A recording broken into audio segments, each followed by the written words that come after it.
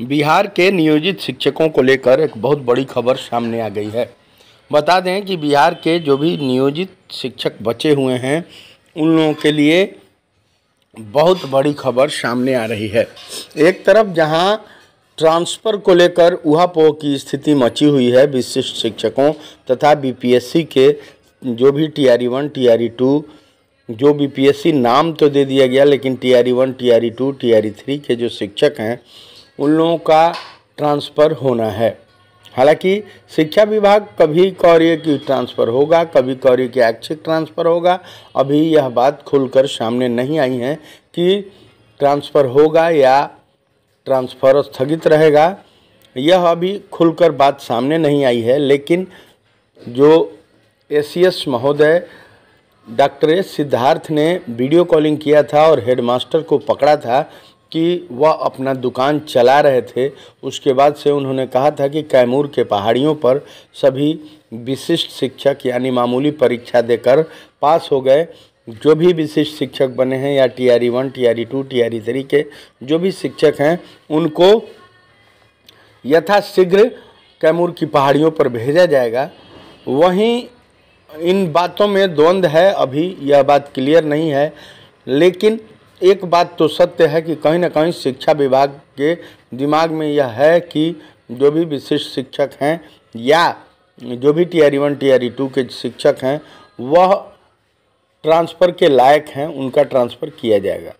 यहाँ सबसे खुल के बात जो सामने आ रही है, जो बातें अभी तक स्पष्ट हो गई हैं कि जो सक्षमता का परीक्षा पास कर लिए हैं शिक्षक उनका या टीआरई 1 टीआरई 2 के जो शिक्षक हैं उन लोगों को हर हाल में शिक्षा विभाग के द्वारा ट्रांसफ़र किया जाएगा। भले ही वो एसीएस कोई भी रहे, इससे कोई मतलब नहीं है। सरकार के दिमाग में यह बात है कि ये लोग कहीं ना कहीं सरकार का काम नहीं कर रहे हैं।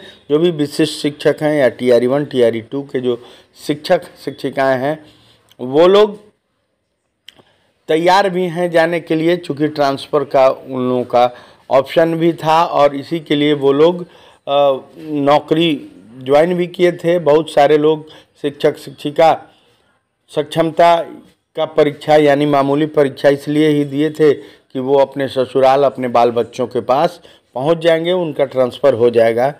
जो अपना वेतन 15,000 रुपये कम पा रहे हैं, लेकिन भले ही कुछ भी परेशानियां हो रही हैं, लेकिन उनको ये संतुष्टि है कि उनको यथाशीघ्र उनके परिवार वालों के पास भेज दिया जाएगा, जिसको लेकर उनमें कहीं ना कहीं खुशी का माहौल भी दिख रहा है। अब एक अन्य बात सामने जो आ रही है, नियोजित शिक्षक जो भी हैं वो बार बार फ़ोन करके पूछ रहे हैं कि सर हम लोगों का ट्रांसफ़र का क्या होगा, हम लोग कहाँ भेजे जाएंगे। तो इसको लेकर बड़ा खुलासा सामने आया हुआ है कि जो भी नियोजित शिक्षक हैं, अगर पंचायत के नियोजित शिक्षक हैं या प्रखंड के नियोजित शिक्षक हैं या नगर के नियोजित शिक्षक हैं, तो चूँकि ये लोग नगर निकाय या पंचायत के निकाय या प्रखंड के निकाय के बहाल नियोजित शिक्षक हैं, तो इनका अगर ट्रांसफ़र भी होता है तो ये कैमूर की पहाड़ियों में नहीं जाएंगे। इस बात को खुलकर जाना या समझा जा सकता है, चूँकि नियोजन इकाई के अंतर्गत ये लोग बहाल हैं और इनको इस नियोजन इकाई से बाहर कोई भी नहीं भेज सकता है। बाकी जो लोग 20 साल 22 साल 25 साल से जो नौकरी कर रहे हैं उनका अगर ट्रांसफ़र भी होता है तो वे लोग अपने पंचायत के अधीन जहाँ भी अन्य विद्यालय है वहाँ से दूसरे विद्यालय में जा सकते हैं। मतलब वह जो विद्यालय होगा वह पंचायत के अधीन होगा। आपके विद्यालय में दूसरे विद्यालय के आपके पंचायत के शिक्षक आ सकते हैं, आप उनके विद्यालय में जा सकते हैं। यही हो सकता है। जो प्रखंड में है प्रखंड के दूसरे विद्यालय में जा सकते हैं, लेकिन वह 8 से 10 किलोमीटर के दायरे में ही रहेंगे। यह बात खुलकर सामने आ गई है, चाहे वो नगर निकाय के हों, चाहे प्रखंड निकाय के हों या पंचायत के निकाय के नियोजित शिक्षक हों, उन लोगों को कहीं भी कैमूर की पहाड़ियों या जहानाबाद नहीं भेजा जा सकता है, क्योंकि सरकार अगर चाह भी ले तो अनुशंसा कर सकती है। नियोजन इकाई एक स्वतंत्र इकाई होती है। बता दें कि भारत का जब संविधान लिखा गया था, भारत का संविधान कुछ रूस से ले लिया गया, कुछ अमेरिका से ले लिया गया, कुछ अन्य अन्य तमाम देशों से लेकर बनाया गया है। लेकिन जब महात्मा गांधी को यह सौंपा गया संविधान, तो महात्मा गांधी ने डॉक्टर राजेंद्र प्रसाद को बुलाया और बुलाकर कहा कि राजेंद्र बाबू, थोड़ा सा इसको पढ़ कर देखिए कि इसमें गाँवों की चर्चा कहाँ की गई है, क्या गाँवों का चर्चा किया गया है। तो डॉक्टर राजेंद्र बाबू गए और दूसरे दिन जब लौटे तो महात्मा गांधी से उन्होंने कहा था कि इस संविधान में गाँव की चर्चा ही नहीं है। चूँकि 80% आबादी भारत की गाँव में बसती है, महात्मा गांधी को बहुत चिंता हुई।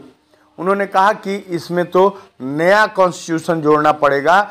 और फिर हुआ क्या, वही हुआ जो गाँव के लिए जोड़ा गया। गाँव के लिए कॉन्स्टिट्यूशन बने और गाँव के लिए अलग से पंचायती राज व्यवस्था के लिए अनुच्छेद बनाए गए। बाद में उन पंचायतों के लिए पंचायत स्तर पर केंद्र से फंडिंग हुआ और पंचायतों के विकास के लिए स्पेशल केंद्र सरकार पैसा देना शुरू कर दी। कहने का अर्थ यह है कि जो भी नियोजन इकाई है वह पंचायत स्तरीय है और पंचायत एक स्वतंत्र इकाई है जिसको केंद्र सरकार के द्वारा फंडिंग होता है। यह एक स्वतंत्र इकाई है। कोई भी राज्य सरकार पंचायतों में दबाव नहीं डाल सकती है, किसी को निकाल नहीं सकती है। यही कारण है कि तमाम जो भी नियोजित शिक्षक हैं वो स्वतंत्र रूप से काम करते हैं। वो जो भी नियोजित शिक्षक हैं, जो भी निकाय के अभी तक बचे हुए शिक्षक हैं, वह नियोजन इकाई के तहत हैं और सरकार चाह कर भी उनको जब चाहे बर्खास्त नहीं कर सकती है, उन पर कार्रवाई नहीं कर सकती है। कोई भी राज्य सरकार हो वह नियोजन इकाई को यानी पंचायती स्तर पर नियोजन इकाई को अपना पत्र भेज सकती है, अनुशंसा कर सकती है, लेकिन डायरेक्टली कोई कार्रवाई कर नहीं सकती है। तो इसको लेकर एक बड़ा खुलासा आपको बता दें कि हर हाल में जो भी नियोजित यानी निकाय के जो शिक्षक हैं वो अपने पंचायत के अंतर्गत ही उनका ट्रांसफ़र होगा, वो कहीं बाहर नहीं भेजे जा सकते हैं। हाँ, जो लोग सक्षमता का परीक्षा पास कर गए हैं, जो मामूली परीक्षा पास करके और 1/1/2025 से लेकर 1/7/1/2025 को के बीच जो ज्वाइन कर लिए या सक्षमता 2 यानी मामूली परीक्षा 2 को देकर जो मई में जो ज्वाइन कर लिए, उनके साथ जो अप्रैल में या मई में जो ज्वाइन किए हैं उनके साथ हो सकता है कि वो लोग विशिष्ट बन गए। वो लोग जो भी बातें सामने आ रही हैं वो लोग भेजे जा सकते हैं। वो कैमूर की पहाड़ियों पर भेजे जाएं या जहानाबाद भेजे जाएं या बिहार के कहीं भी दूर दराज भेजे जा सकते हैं। यह सरकार और शिक्षा विभाग का जो मंतव्य आ रहा है, जो अंदरूनी खबरें आ रही हैं कि कहीं न कहीं इन विशिष्ट शिक्षकों को या TRE1 TRE2 या TRE3 या TRE जितनी भी बहालियां हो रही हैं इन लोगों का ट्रांसफ़र किया भी जाएगा।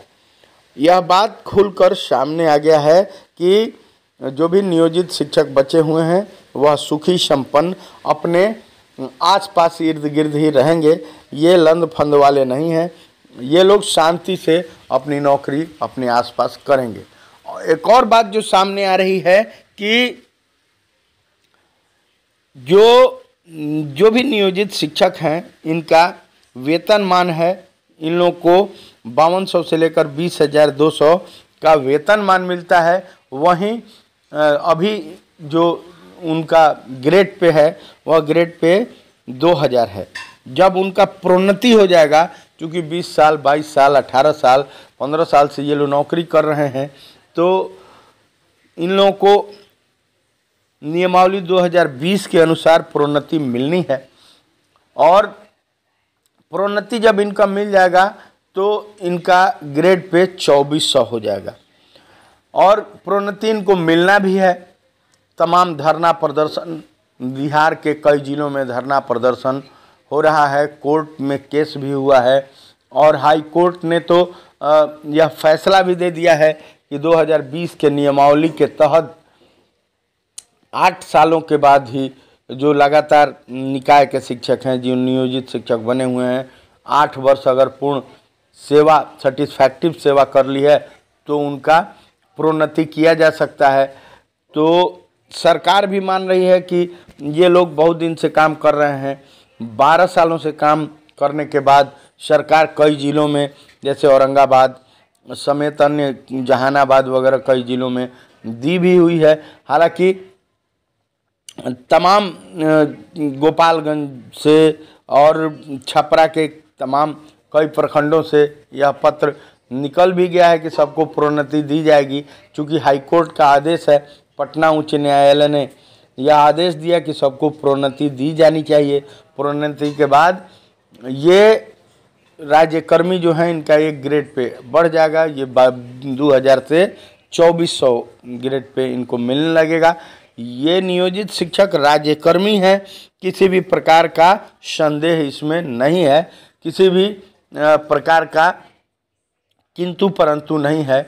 लेकिन जो लोग समझे नहीं और विशिष्ट शिक्षक नियमावली नहीं पढ़े, हड़बड़ दड़बड़ में राज्यकर्मी और सरकारी के चक्कर में जो लोग मामूली परीक्षा को देकर और बन गए राज्यकर्मी, उनका ग्रेड पे और वेतनमान समाप्त हो गया। और HRMS पर अगर नहीं विश्वास है तो वो लोग देख सकते हैं। इन लोगों का ट्रांसफ़र भी होगा कैमूर की पहाड़ियों पर। तो इन बातों को लेकर सारा खुलासा सामने आ गया है। बिहार के नियोजित शिक्षकों को लेकर एक बहुत बड़ी खबर सामने आ गई है। बता दें कि बिहार के जो भी नियोजित शिक्षक बचे हुए हैं, उन लोगों के लिए बहुत बड़ी खबर सामने आ रही है। एक तरफ जहां ट्रांसफ़र को लेकर उहापोह की स्थिति मची हुई है, विशिष्ट शिक्षकों तथा BPSC के जो भी TRE1, TRE2, जो BPSC नाम तो दे दिया गया, लेकिन TRE1, TRE2, TRE3 के जो शिक्षक हैं, उन लोगों का ट्रांसफ़र होना है। हालांकि शिक्षा विभाग कभी कह रही है कि ट्रांसफ़र होगा, कभी कह रही है कि ऐच्छिक ट्रांसफ़र होगा। अभी यह बात खुलकर सामने नहीं आई है कि ट्रांसफ़र होगा या ट्रांसफ़र स्थगित रहेगा, यह अभी खुलकर बात सामने नहीं आई है। लेकिन जो ACS महोदय डॉक्टर एस सिद्धार्थ ने वीडियो कॉलिंग किया था और हेडमास्टर को पकड़ा था कि वह अपना दुकान चला रहे थे, उसके बाद से उन्होंने कहा था कि कैमूर के पहाड़ियों पर सभी विशिष्ट शिक्षक यानी मामूली परीक्षा देकर पास हो गए, जो भी विशिष्ट शिक्षक बने हैं या TRE1, TRE2, TRE3 के जो भी शिक्षक हैं, उनको यथाशीघ्र कैमूर की पहाड़ियों पर भेजा जाएगा।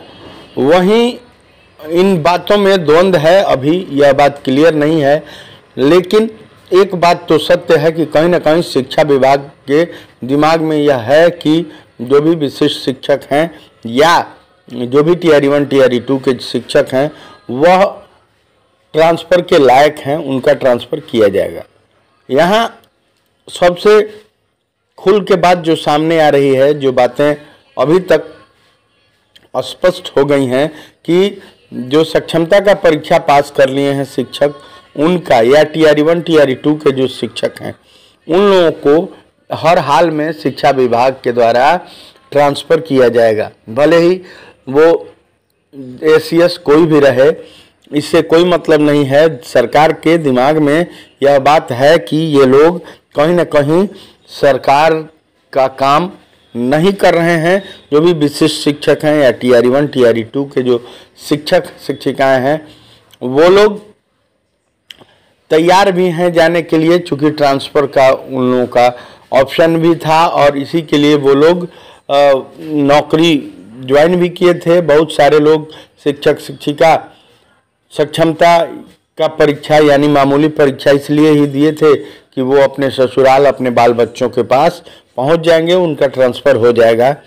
जो अपना वेतन 15,000 रुपये कम पा रहे हैं, लेकिन भले ही कुछ भी परेशानियां हो रही हैं, लेकिन उनको ये संतुष्टि है कि उनको यथाशीघ्र उनके परिवार वालों के पास भेज दिया जाएगा, जिसको लेकर उनमें कहीं ना कहीं खुशी का माहौल भी दिख रहा है।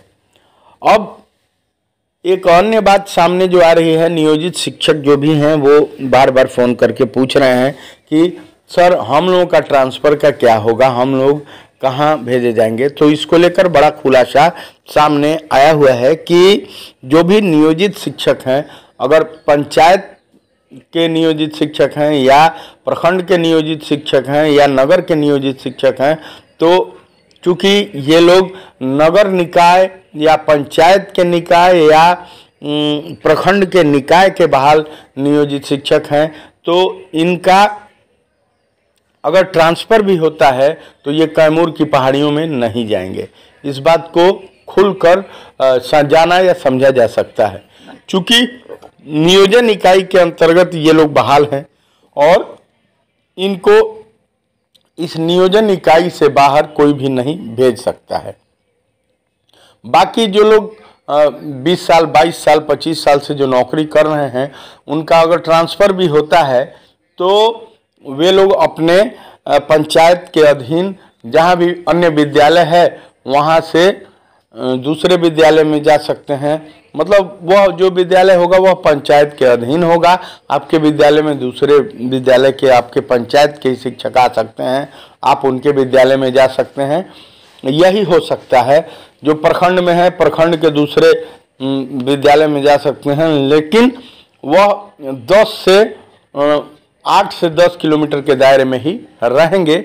यह बात खुलकर सामने आ गई है, चाहे वो नगर निकाय के हों, चाहे प्रखंड निकाय के हों या पंचायत के निकाय के नियोजित शिक्षक हों, उन लोगों को कहीं भी कैमूर की पहाड़ियों या जहानाबाद नहीं भेजा जा सकता है, क्योंकि सरकार अगर चाह भी ले तो अनुशंसा कर सकती है। नियोजन इकाई एक स्वतंत्र इकाई होती है।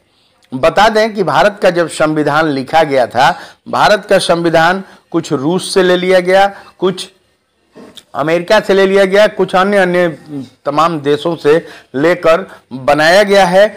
लेकिन जब महात्मा गांधी को यह सौंपा गया संविधान, तो महात्मा गांधी ने डॉक्टर राजेंद्र प्रसाद को बुलाया और बुलाकर कहा कि राजेंद्र बाबू थोड़ा सा इसको पढ़ कर देखिए कि इसमें गाँवों की चर्चा कहाँ की गई है, क्या गाँवों का चर्चा किया गया है। तो डॉक्टर राजेंद्र बाबू गए और दूसरे दिन जब लौटे तो महात्मा गांधी से उन्होंने कहा था कि इस संविधान में गाँव की चर्चा ही नहीं है। चूँकि 80% आबादी भारत की गाँव में बसती है, महात्मा गांधी को बहुत चिंता हुई। उन्होंने कहा कि इसमें तो नया कॉन्स्टिट्यूशन जोड़ना पड़ेगा। और फिर हुआ क्या, वही हुआ जो गाँव के लिए जोड़ा गया। गाँव के लिए कॉन्स्टिट्यूशन बने और गाँव के लिए अलग से पंचायती राज व्यवस्था के लिए अनुच्छेद बनाए गए। बाद में उन पंचायतों के लिए पंचायत स्तर पर केंद्र से फंडिंग हुआ और पंचायतों के विकास के लिए स्पेशल केंद्र सरकार पैसा देना शुरू कर दी। कहने का अर्थ यह है कि जो भी नियोजन इकाई है वह पंचायत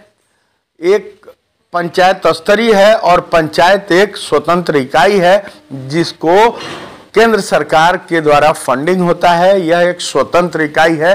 कोई भी राज्य सरकार पंचायतों में दबाव नहीं डाल सकती है, किसी को निकाल नहीं सकती है। यही कारण है कि तमाम जो भी नियोजित शिक्षक हैं वो स्वतंत्र रूप से काम करते हैं। वो जो भी नियोजित शिक्षक हैं, जो भी निकाय के अभी तक बचे हुए शिक्षक हैं, वह नियोजन इकाई के तहत हैं और सरकार चाह कर भी उनको जब चाहे बर्खास्त नहीं कर सकती है, उन पर कार्रवाई नहीं कर सकती है। कोई भी राज्य सरकार हो वह नियोजन इकाई को यानी पंचायती स्तर पर नियोजन इकाई को अपना पत्र भेज सकती है, अनुशंसा कर सकती है, लेकिन डायरेक्टली कोई कार्रवाई कर नहीं सकती है। तो इसको लेकर एक बड़ा खुलासा आपको बता दें कि हर हाल में जो भी नियोजित यानी निकाय के जो शिक्षक हैं वो अपने पंचायत के अंतर्गत ही उनका ट्रांसफर होगा, वो कहीं बाहर नहीं भेजे जा सकते हैं। हाँ, जो लोग सक्षमता का परीक्षा पास कर गए हैं, जो मामूली परीक्षा पास करके और 1/1/2025 से लेकर 1/7/1/2025 को के बीच जो ज्वाइन कर लिए या सक्षमता 2 यानी मामूली परीक्षा 2 को देकर जो मई में जो ज्वाइन कर लिए, उनके साथ जो अप्रैल में या मई में जो ज्वाइन किए हैं उनके साथ हो सकता है कि वो लोग विशिष्ट बन गए, वो लोग जो भी बातें सामने आ रही हैं वो लोग भेजे जा सकते हैं, वो कैमूर की पहाड़ियों पर भेजे जाए या जहानाबाद भेजे जाए या बिहार के कहीं भी दूर दराज भेजे जा सकते हैं। या सरकार और शिक्षा विभाग का जो मंतव्य आ रहा है, जो अंदरूनी खबरें आ रही हैं कि कहीं न कहीं इन विशिष्ट शिक्षकों को या TRE1 TRE2 या TRE3 या TRE जितनी भी बहालियां हो रही हैं इन लोगों का ट्रांसफ़र किया भी जाएगा। यह बात खुलकर सामने आ गया है कि जो भी नियोजित शिक्षक बचे हुए हैं वह सुखी संपन्न अपने आसपास इर्द गिर्द ही रहेंगे। ये लंद फंद वाले नहीं हैं, ये लोग शांति से अपनी नौकरी अपने आसपास करेंगे। एक और बात जो सामने आ रही है कि जो भी नियोजित शिक्षक हैं इनका वेतनमान है, इन लोगों को 5200 से लेकर 20,200 का वेतनमान मिलता है। वहीं अभी जो उनका ग्रेड पे है वह ग्रेड पे 2000 है। जब उनका प्रोन्नति हो जाएगा, क्योंकि 20 साल 22 साल 18 साल 15 साल से ये लोग नौकरी कर रहे हैं, तो इन लोगों को नियमावली 2020 के अनुसार प्रोन्नति मिलनी है और प्रोन्नति जब इनका मिल जाएगा तो इनका ग्रेड पे 2400 हो जाएगा और प्रोन्नति इनको मिलना भी है। तमाम धरना प्रदर्शन बिहार के कई जिलों में धरना प्रदर्शन हो रहा है, कोर्ट में केस भी हुआ है और हाई कोर्ट ने तो यह फैसला भी दे दिया है कि 2020 के नियमावली के तहत 8 सालों के बाद ही जो लगातार निकाय के शिक्षक हैं, जो नियोजित शिक्षक बने हुए हैं, 8 वर्ष अगर पूर्ण सेवा सेटिस्फैक्टिव सेवा कर ली है तो उनका प्रोन्नति किया जा सकता है। तो सरकार भी मान रही है कि ये लोग बहुत दिन से काम कर रहे हैं, 12 सालों से काम करने के बाद सरकार कई जिलों में जैसे औरंगाबाद समेत अन्य जहानाबाद वगैरह कई जिलों में दी भी हुई है। हालांकि तमाम गोपालगंज से और छपरा के तमाम कई प्रखंडों से यह पत्र निकल भी गया है कि सबको प्रोन्नति दी जाएगी। चूँकि हाईकोर्ट का आदेश है, पटना उच्च न्यायालय ने यह आदेश दिया कि सबको प्रोन्नति दी जानी चाहिए। प्रोन्नति के बाद ये राज्यकर्मी जो हैं इनका एक ग्रेड पे बढ़ जाएगा, ये 2000 से 2400 ग्रेड पे इनको मिलने लगेगा। ये नियोजित शिक्षक राज्यकर्मी है, किसी भी प्रकार का संदेह इसमें नहीं है, किसी भी प्रकार का किंतु परंतु नहीं है। लेकिन जो लोग समझे नहीं और विशिष्ट शिक्षक नियमावली नहीं पढ़े, हड़बड़ दड़बड़ में राज्यकर्मी और सरकारी के चक्कर में जो लोग मामूली परीक्षा को देकर और बन गए राज्यकर्मी, उनका ग्रेड पे और वेतनमान समाप्त हो गया। और HRMS पर अगर नहीं विश्वास है तो वो लोग देख सकते हैं। इन लोगों का ट्रांसफ़र भी होगा कैमूर की पहाड़ियों पर। तो इन बातों को लेकर सारा खुलासा सामने आ गया है।